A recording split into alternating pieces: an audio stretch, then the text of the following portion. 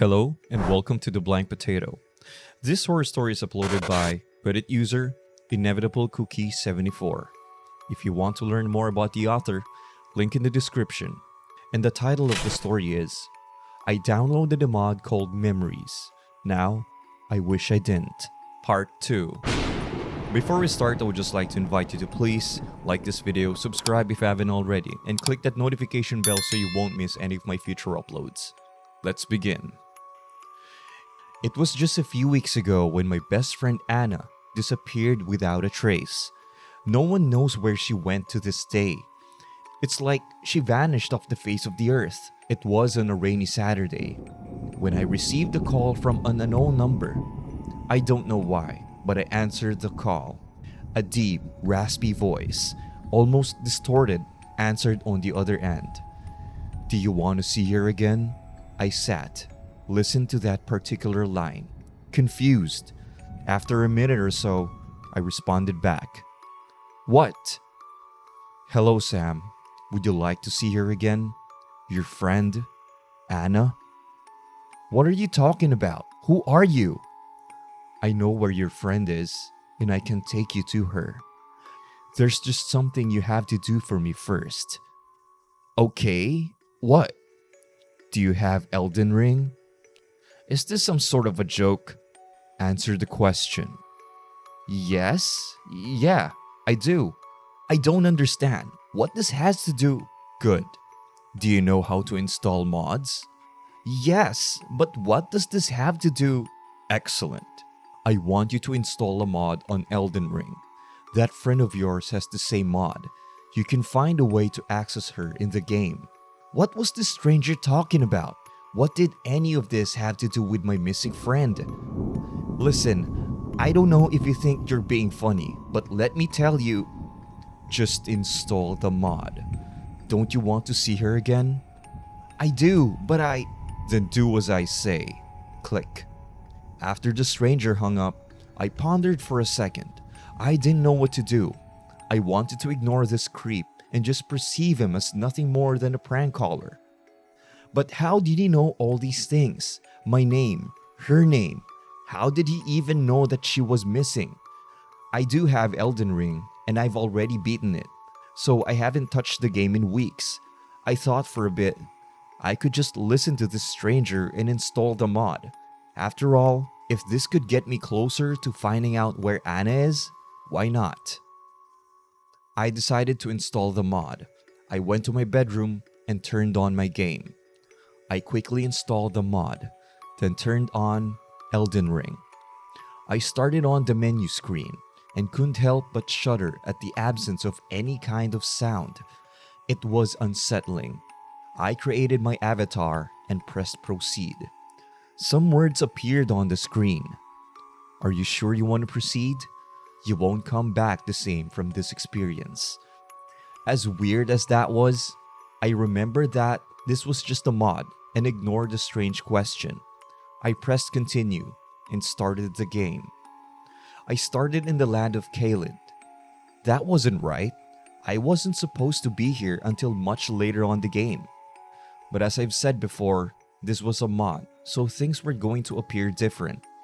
I used my avatar to look around, but I could barely see anything. It was almost pitch black. I walked my avatar around and saw the boss for the area, General Radahn. He was sitting, slouched over, looking at something. Weird. Isn't he supposed to be attacking my avatar? I walked up to the boss intrigued, all thoughts of Anna now in the back of my brain. I got closer to Radahn, out of curiosity, hoping that would trigger some sort of mechanic. Nothing happened.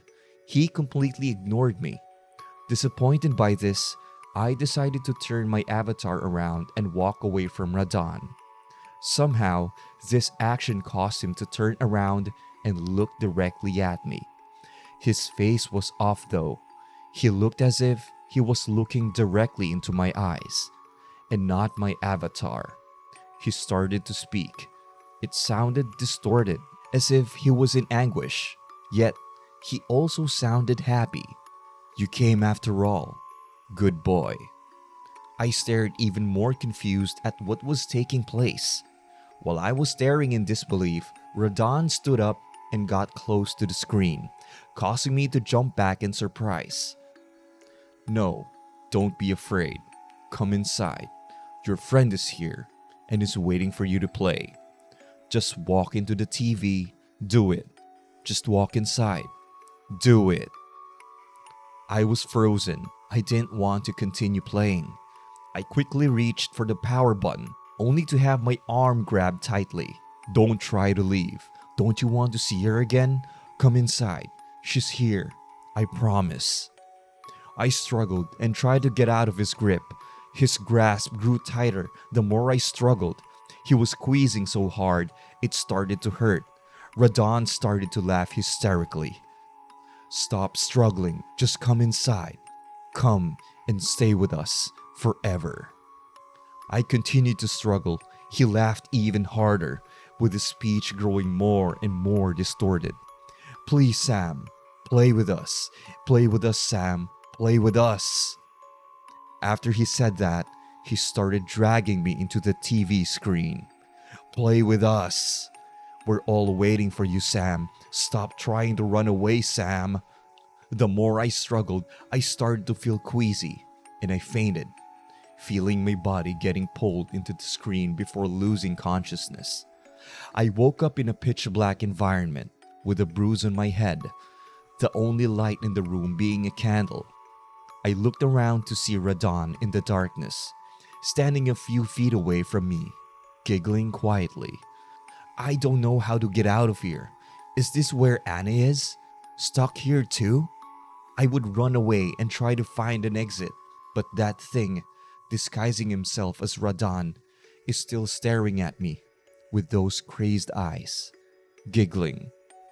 I don't want to risk it. What do I do? I'm trapped here. I can't run away.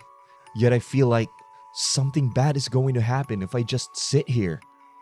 Listen, if anyone is reading this, please help me.